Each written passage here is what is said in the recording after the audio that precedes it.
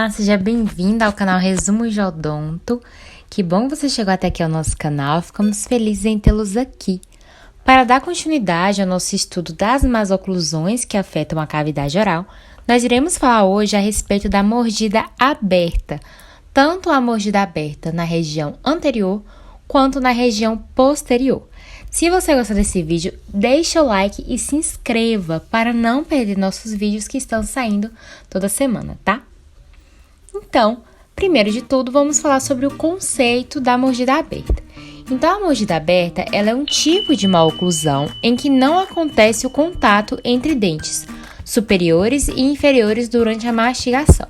Então, a primeira coisa que a gente tem que saber é que não há contato. Então, é uma má oclusão que não tem nenhum tipo de contato entre o superior e o inferior.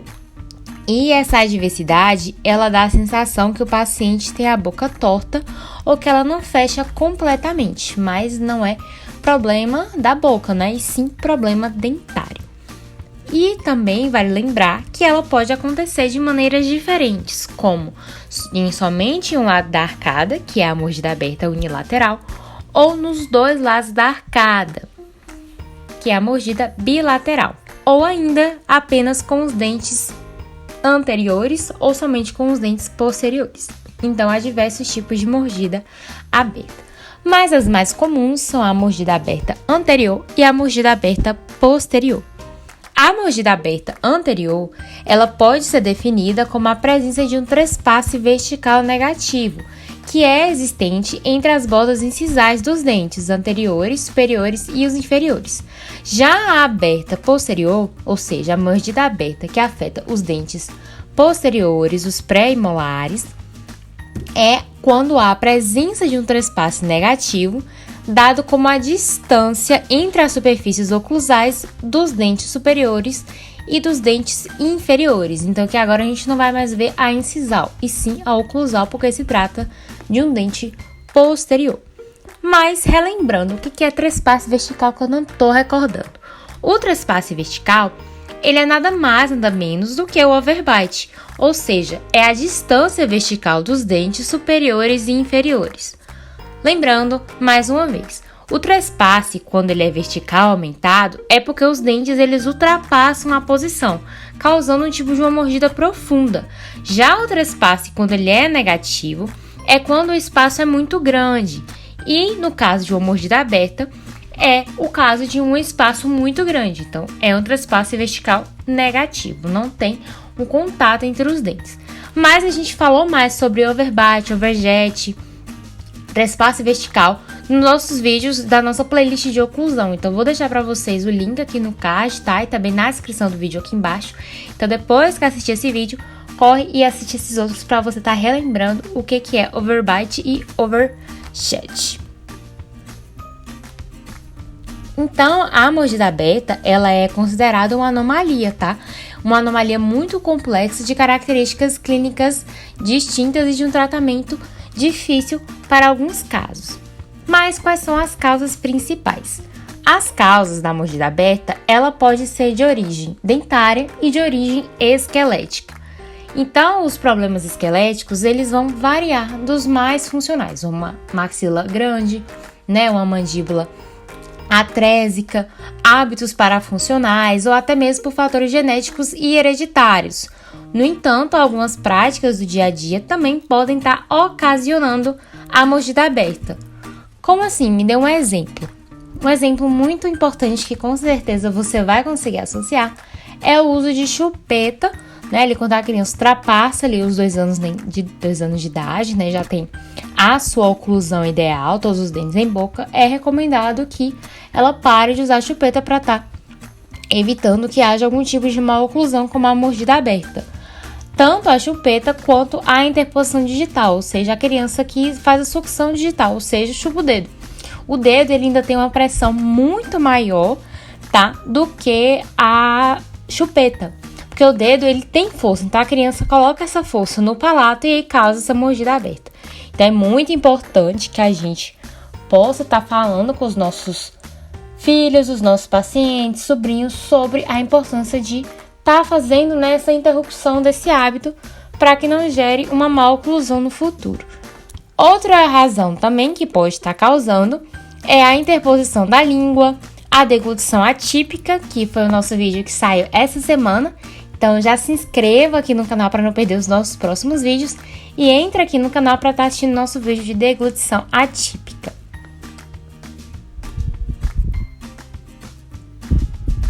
Tipos de mordida aberta. Então, como a gente viu, a mordida aberta tem ela anterior e tem ela também posterior, mas vamos conversar mais sobre ela.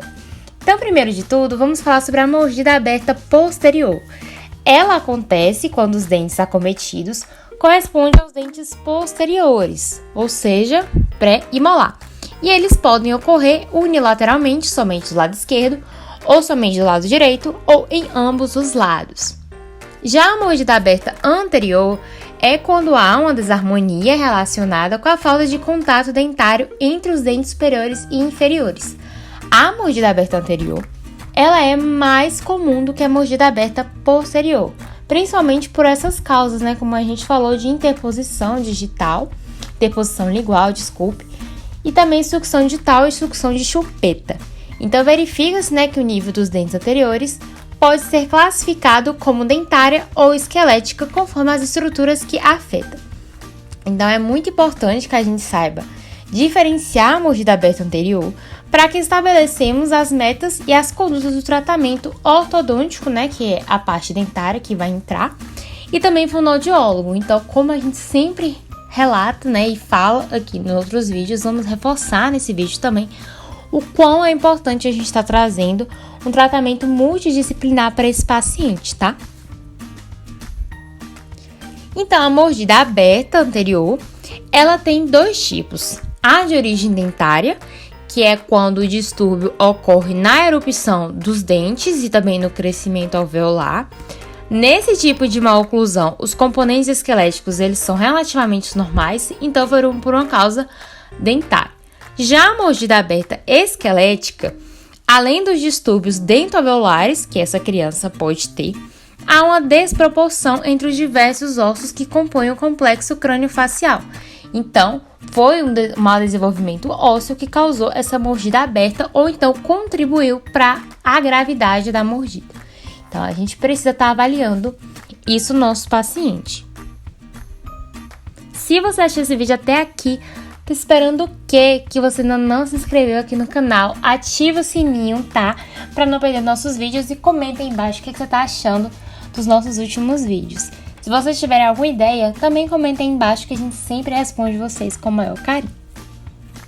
Mas, afinal, a mordida aberta ela tem algumas consequências. E quais são essas consequências? Primeiro de tudo, ela afeta a respiração, né? Por conta dessa má oclusão que aquele paciente está tendo. A forma de falar também modifica, podendo comprometer, inclusive, a função mastigatória. Sinais e sintomas da mordida aberta. Então, a pessoa que tem uma mordida aberta, ela vai ter alguns sinais que a gente precisa estar ciente. Como, por exemplo, dores de cabeça frequentes, dor ao mastigar, comprometimento na fala e na fonética, interposição da língua, como a gente falou, né, a deglutição atípica, ela pode estar sendo uma causa e também uma consequência. O paciente parar de respirar pelo nariz e respirar somente pela boca. E problemas na articulação também podem estar causando todas essas consequências no nosso paciente. Mas, afinal, qual é o momento de intervir? Como eu vou intervir? Quando eu vou intervir? Uma coisa que a gente precisa muito salientar para vocês é que quanto mais precoce o diagnóstico e o tratamento, desde que a criança ela tenha maturidade suficiente, melhores serão os resultados obtidos, devido, né, à maior flexibilidade óssea que permitirá a normalização do rebordo alveolar, principalmente quando há a erupção dos dentes mistos e a melhor erupção dos dentes incisivos. Então, quando a criança está na troca, é um dos momentos certos para intervir. Quando ela é identificada cedo, no período da dentição decídua, a mordida aberta anterior dentária, ela terá pouco ou até mesmo nenhuma sequela a longo prazo. Então, a importância do diagnóstico precoce, né? No entanto, se não tratada em fase precoce, ela pode assumir um caráter esquelético. Então, ela vai passar de ser somente dentária e vai ter também um caráter esquelético. E ao final daquele período de crescimento e desenvolvimento facial, pode ser que haja, né, uma gravidade daquela maloclusão. Então, é muito importante que a gente faça a intervenção, né, o quanto antes. E essa intervenção, ela já vem desde a criança que está usando chupeta, a criança que está ali chupando o dedo há muito tempo, o pai tenta tirar, não consegue. Então, a gente sempre fala, né, e orienta para os pais que eles tentem um pouco de tudo, né? Fazer a troca, né, da chupeta por alguma coisa que a criança quer muito, e tirando aos poucos. Não fazer uma retirada muito radical, porque senão a criança ela pode sair da chupeta e ir pro dedo, e o dedo ele é pior do que a chupeta, né? Porque, como a gente falou, tem a pressão. E outros métodos que os pais eles cabem a estar decidindo, né, com o cirurgião dentista. Então, vamos estar fazendo essa suspensão de chupeta e interposição digital para que aquela criança ela não tenha nenhum tipo de maloclusão, que a gente vai ver ao decorrer do ano aqui no canal. Tratamento. Então pronto, a gente já falou sobre os sinais e sintomas, já falamos sobre as causas, qual é o momento de intervir, e agora que chegou o momento de intervir, qual é o tratamento? Então o tratamento da mordida aberta, ela varia muito, desde o controle do hábito até a adoção de procedimentos mais complexos como a cirurgia. Então é muito importante que o tratamento ele receba atenção o mais precocemente possível, para que assim o crescimento não seja influenciado por fatores internos, como amígdalas hipertróficas, respiração bucal, ou até mesmo hábitos bucais deletérios, né, que é a chupeta e a sucção ali do dedo. Caso o problema ele seja causado por hábitos parafuncionais, o simples fato de detectar precocemente aquele hábito e suspender o comportamento já pode ser suficiente para a correção, o que é ótimo, porque não vai precisar de interposição, né, de outra coisa, como por exemplo, de um aparelho. Então, se esse não for o caminho, é possível que haja, né, ser necessário a confecção de um aparelho para mordida aberta, para reajustar aquela mordida da criança. Então, quais são essas condutas?